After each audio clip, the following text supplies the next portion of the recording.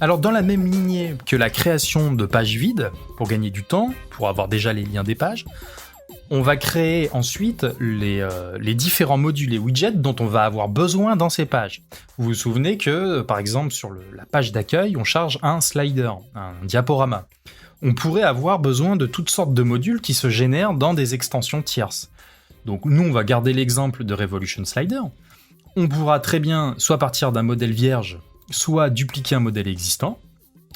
On va l'appeler par exemple diaporama page d'accueil, et on va faire ça avec tous les sliders dans un premier temps dont on a besoin dans notre site. Donc vous savez de quel slider dans quelle page vous avez besoin d'un slider, puisque normalement à cette étape-ci, vous avez déjà fait des maquettes.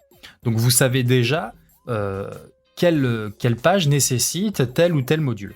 Donc voilà, à cette étape-ci, vous créez les différents modules et les différents widgets dont vous aurez besoin dans vos pages, et comme ça, à l'étape qui va suivre, qui est celle de la construction de ces pages à partir des maquettes, vous pourrez